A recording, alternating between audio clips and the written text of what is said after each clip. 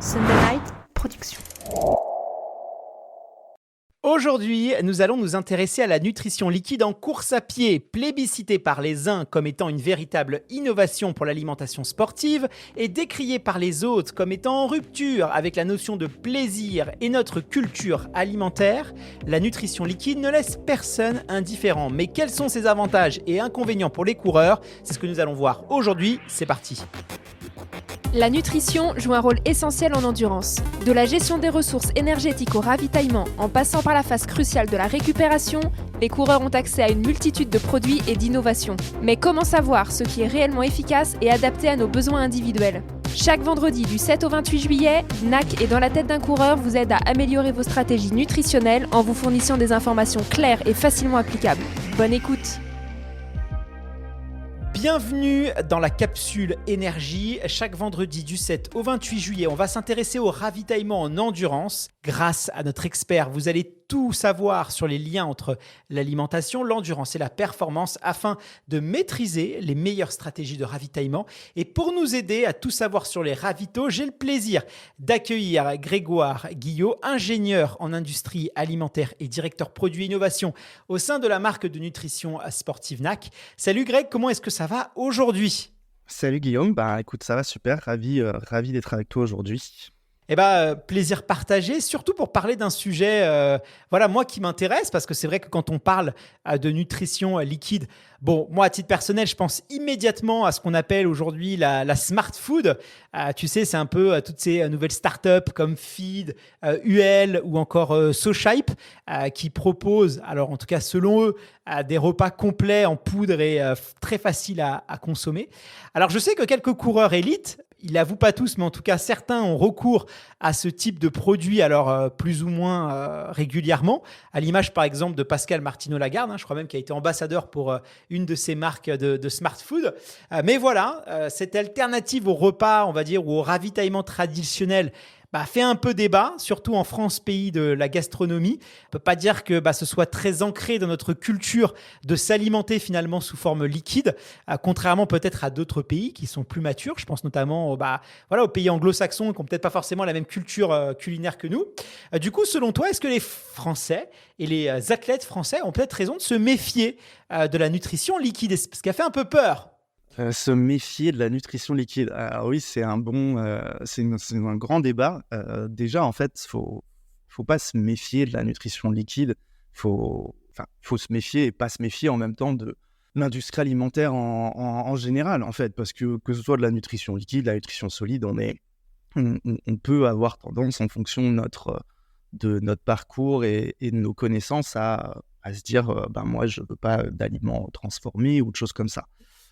La nutrition liquide, comme tu l'as dit, elle vient beaucoup du milieu anglo-saxon, de l'Amérique du Nord, des choses comme ça, parce que globalement, c'est des milieux où, surtout dans la vie de tous les jours, quand on travaille, on va avoir tendance à moins prendre de pauses pour déjeuner. Il faut prendre en compte que nous, quand on travaille en France, souvent on va prendre des longues pauses, on va aller s'asseoir, on va prendre un peu profiter de la vie. Mais en Amérique du Nord, surtout, c'est pas du tout le cas. Vous avez des gens qui mangent sur leur bureau et qui ont pas le temps de manger.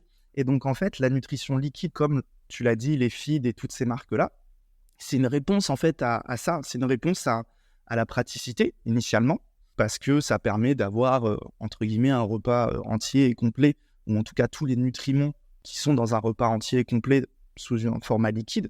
Après, ça fait partie de tout ce qu'on appelle cette industrie alimentaire moderne.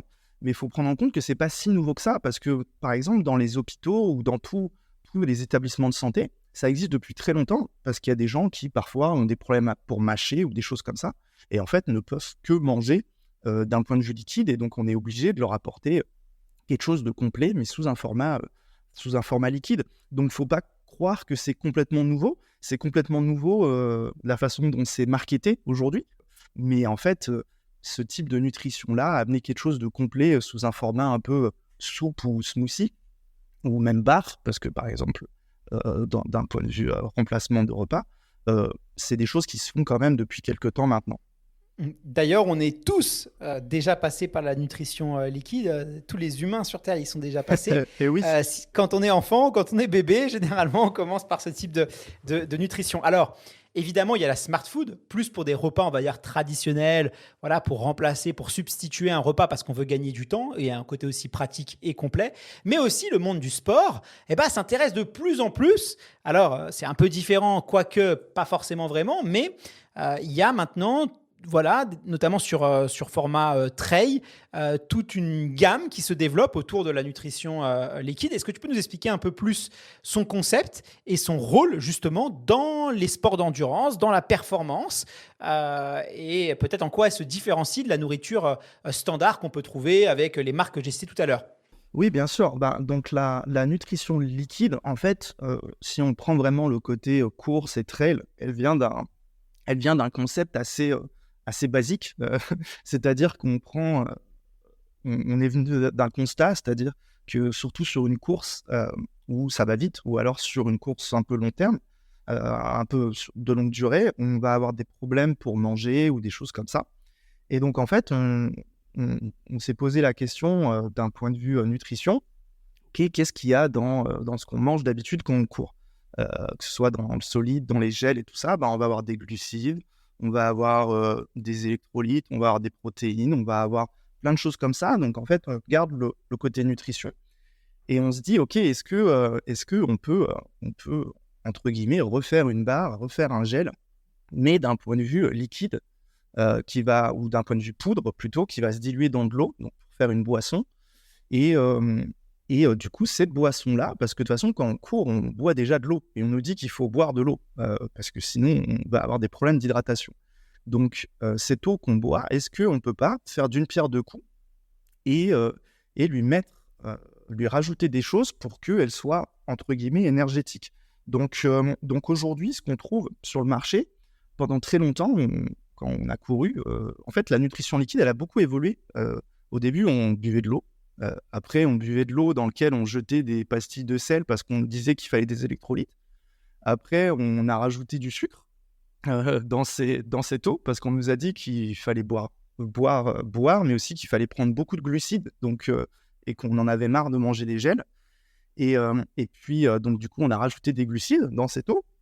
Et puis après, on nous a dit que sur la longue durée, on avait des problèmes, on pouvait avoir des problèmes musculaires qui apparaissaient et que manger des protéines en courant permettait de réduire ces problèmes musculaires-là. Donc, on a rajouté des protéines dans cette nutrition liquide.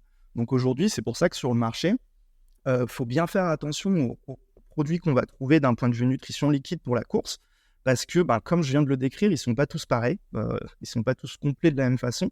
Nous, chez NAC, on a notre mélange de boissons, par exemple, qui contient tous ces produits-là, donc ces électrolytes, ces sucres, ces protéines, qui est vraiment une nutrition qui est faite pour la longue durée. Mais au final, c'est la même type de nutrition qu'on va retrouver ou qu'on peut retrouver dans des bars, dans des gels, enfin dans les produits qu'on a l'habitude de manger. Donc c'est pour ça qu'il ne faut pas forcément la diaboliser, parce qu'en fait, au final, c'est entre guillemets quasiment la même chose. C'est comme si aujourd'hui, on avait notre plat qu'on a dans notre assiette, on mettait ça dans un blender et puis on buvait notre plat plutôt que de le manger, quoi. Presque. Alors justement, selon toi, quels sont les avantages mais aussi les inconvénients de la nutrition liquide par rapport à la nutrition solide? Alors tu nous parlais d'hydratation, voilà, de l'absorption aussi des nutriments, peut-être aussi au niveau de la digestion. Qu'est-ce que tu peux nous en dire? Alors déjà, l'avantage premier, ça va être par rapport à la praticité et puis pendant la course. C'est-à-dire, comme je l'ai dit, pendant la course, dans tous les cas, on nous dit qu'il faut boire et puis qu'il faut manger. Donc si on arrive à tout mettre ça en même temps, c'est plus facile et on n'a pas besoin de penser à autre chose. Donc aujourd'hui, la nutrition liquide, elle permet d'avoir tous les apports vraiment d'un point de vue, comme je l'ai dit, glucides, protéines et en fait caloriques, sans avoir trop à y penser. Elle nous permet aussi de boire, parce que souvent dans une course, des fois, on peut oublier de boire. Donc au moins, si on met tout dans le même ensemble, dans la même gourde, on va toujours avoir ce rappel de boire. D'un point de vue de digestion, c'est sûr que c'est plus simple parce qu'en fait, la digestion, de façon générale, le but de notre système digestif, c'est de réduire en fait des tailles d'aliments en plus petite taille de particules pour pouvoir mieux les digérer. Et en fait, quand on a tous ces nutriments d'un point de vue vraiment dilués dans l'eau, ben c'est sûr que d'un point de vue digestion, ça va être beaucoup plus simple de façon générale à digérer. Donc, et ça va être optimisé. Donc, aujourd'hui, les mélanges de boissons sont en général ont en général ce qu'on appelle une digestibilité ou une absorption. On va les absorber de façon beaucoup plus simple. On va avoir tendance à avoir moins de problèmes de digestion euh, parce que voilà, c'est liquide, et en général, ça va être beaucoup plus simple à digérer. Ça, c'est vraiment les avantages. Après, il peut y avoir aussi des inconvénients, c'est-à-dire que si on est vraiment que sur du liquide, ben, parfois, on peut avoir tendance à trop boire. Et de la même façon que pas assez boire, c'est un problème, ben, trop boire, c'est un problème aussi.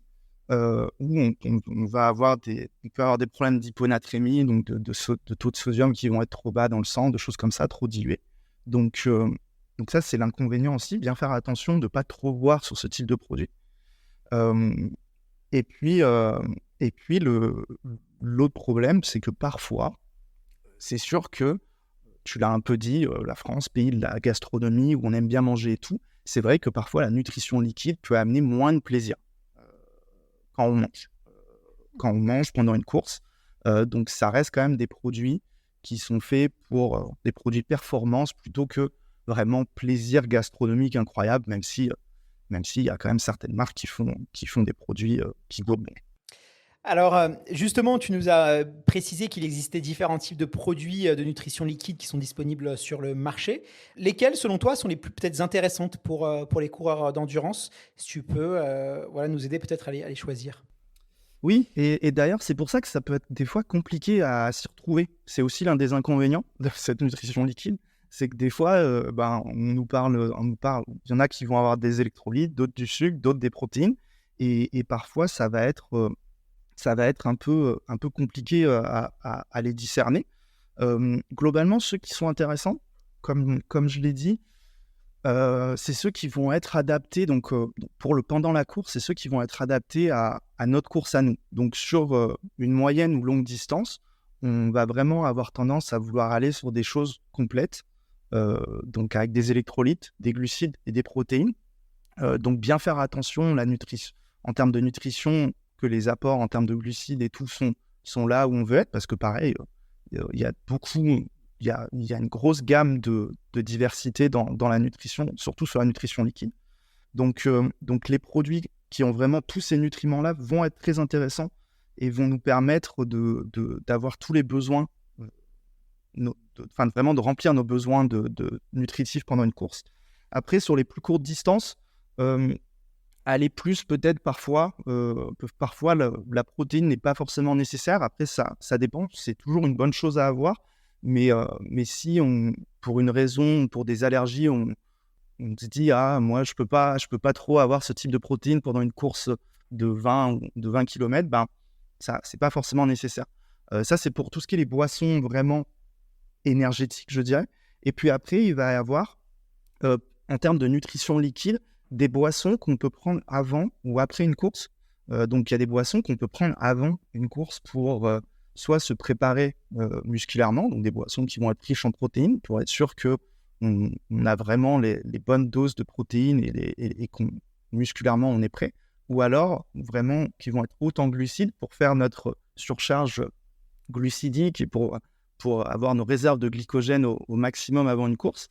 Donc ça, il y a des produits de nutrition et en fait, ça va être plus simple souvent la nutrition liquide dans ces cas-là parce que au lieu de manger un gros plat de pâtes, parfois, pour changer un peu, on peut juste prendre un petit smoothie qui va être riche en glucides et voilà, le but, la finalité est la même. Donc ça c'est une bonne chose aussi. Alors, on l'a compris, la nutrition liquide, elle semble avoir plusieurs avantages et bénéfices pour les coureurs à pied, évidemment selon le moment où elle est consommée, que ce soit pendant les entraînements, pendant la compétition ou même pendant la récupération. Toi, Quels sont les types de boissons ou de compléments, liquides que tu recommandes justement en fonction des différentes phases de l'entraînement, de la compétition ou même de la période de récupération? Ce que je te propose, c'est qu'on commence par exemple par l'entraînement. Est-ce qu'à l'entraînement, il y a de la nutrition liquide que tu peux nous recommander?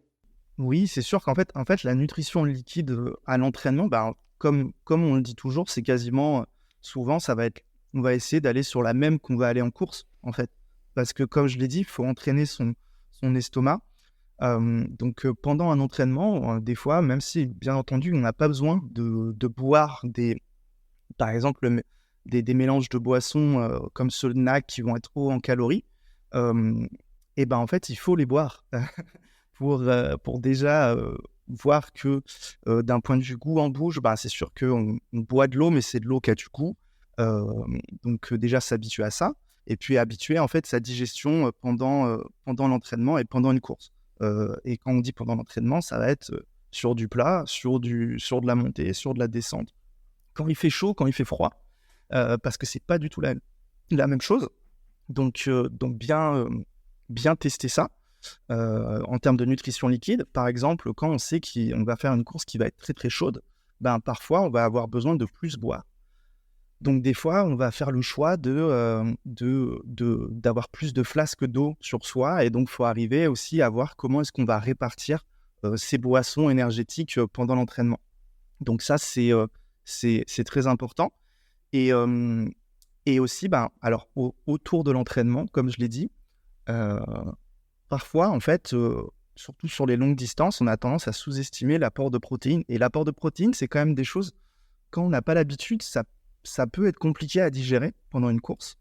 Donc avant un entraînement, parfois, en fait, se faire un shaker riche en protéines et en BCAA comme, les recovery de NAC, hem et ben, ça peut avoir un très bon impact parce qu'on va partir, on a notre estomac entre guillemets qui est plein de protéines et puis là, ben, faut tester pendant l'effort, est-ce qu'on va arriver à les digérer de la bonne façon et comment tout va fonctionner. Donc ça, c'est vraiment ça, en termes d'entraînement, en fait, c'est toujours un peu la même réponse. C'est, essayer de s'entraîner au maximum comme on va vouloir, faire le jour de la course.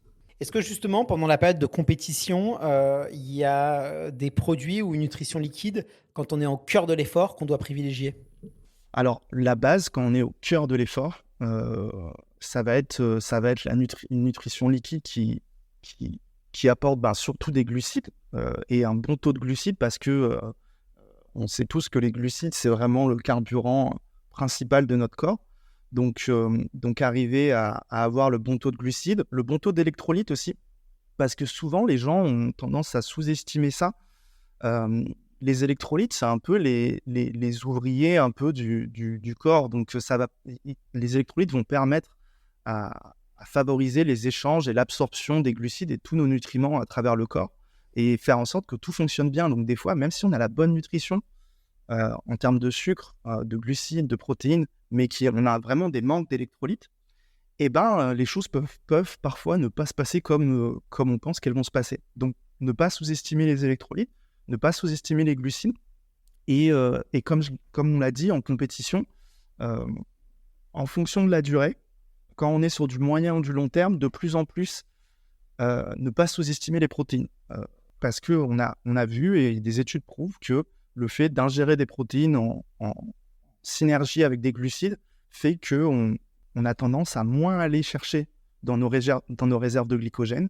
La dégradation musculaire va être moins grande et on va aller entre guillemets plus loin et plus longtemps. Donc voilà. La nutrition liquide, on n'y pense pas forcément, mais elle peut aussi avoir un rôle en matière de récupération. Qu'est-ce que tu peux nous en dire? Et oui, parce que en termes de récupération, déjà, il faut prendre en compte qu'après un effort, on a toujours ce qu'on appelle une sorte de fenêtre métabolique de à peu près 30-40 minutes où ben, notre corps va avoir plus tendance va avoir tendance à absorber plus rapidement les différents nutriments qu'on va lui donner, surtout les glucides et les protéines. Et en fait, souvent, après un entraînement, ben, on n'a pas forcément le temps de se cuisiner un repas et parfois ça peut prendre plus que 20 à 30 minutes. Donc déjà, la nutrition liquide, elle amène une certaine utilité parce que on va tout avoir dans notre bouteille ou dans notre shaker, ou quel que soit le contenant qu'on utilise. Et ça va nous permettre d'amener d'une façon quand même beaucoup plus simple, soit une certaine dose de glucides. Donc on peut avoir des produits de nutrition liquide qui vont être hauts en glucides, même par exemple les drink mix, les mélanges de boissons qu'on prend pendant une course. On peut même les prendre des fois en récupération parce que ça va nous permettre de recharger nos réserves de glucides et de glycogène plus rapidement, sans avoir à aller vers des aliments un peu plus compliqués. Et puis les protéines aussi. Les protéines, ça reste quand même l'un des gros aspects. C'est-à-dire qu'après un entraînement, on sait qu'il faut prendre des protéines pour avoir un impact plus important et plus rapide et plus bénéfique sur la récupération musculaire. Et souvent, on n'a pas le temps de se faire des œufs ou des choses comme ça, ou quelles que soient les protéines qu'on connaît de façon générale. Donc, c'est sûr que se faire un shaker ou un smoothie avec des protéines de récupération comme les Recovery Snack ou comme d'autres marques, va nous permettre de faire ça plus rapidement et de façon plus simple aussi. Merci beaucoup pour toutes ces informations, Greg. Ça a été un épisode passionnant. Quels sont selon toi les éléments clés à retenir sur la nutrition liquide ? La nutrition liquide, alors comme on l'a dit, des fois ça peut être quelque chose qui peut faire peur, qui peut être un peu se méfier, mais c'est un peu comme tous les produits. Donc je pense qu'il faut avoir une certaine confiance par rapport à la marque qu'on va utiliser. Ça, c'est la première chose. La deuxième chose, ça va être se dire que la nutrition liquide, elle est là vraiment pour nous aider au quotidien. Nous, la nutrition liquide, on l'utilise chez NAC toujours en complémentarité d'autres produits la plupart du temps, parce que voilà, on sait que c'est des apports d'un point de vue nutrition et performance qui sont très intéressants et qui sont le top, mais des fois, l'aspect plaisir peut ne pas forcément être là. Donc, gardez en tête que la nutrition liquide, ça fait partie de un peu notre boîte à outils de produits de nutrition et qu'on n'est pas obligé d'aller à 100% vers ça. On peut arriver en complémentarité avec d'autres produits pour toujours garder quand même un aspect plaisir pendant une course. Donc, voilà un peu les points, moi, que je retiendrai. Merci infiniment, Greg. Eh bien, c'était le tout dernier épisode de cette série capsule autour des stratégies de ravitaillement dans les courses d'endurance. Merci beaucoup, Greg, pour ton aide sur cette série. Eh ben, merci beaucoup. Ça a été un plaisir d'échanger avec toi et d'expliquer un peu plus qu'est-ce qu'on faisait chez NAC et comment répondre aux besoins des coureurs de trail. Cet épisode marque aussi la fin de cette 5e saison de Dans la tête d'un coureur, mais pas de panique, on se retrouve dès lundi 4 septembre pour une nouvelle saison 6 de Dans la tête d'un coureur, une saison particulière en année olympique. J'ai hâte d'y être, passez de belles vacances et rendez-vous à la rentrée. Bye bye.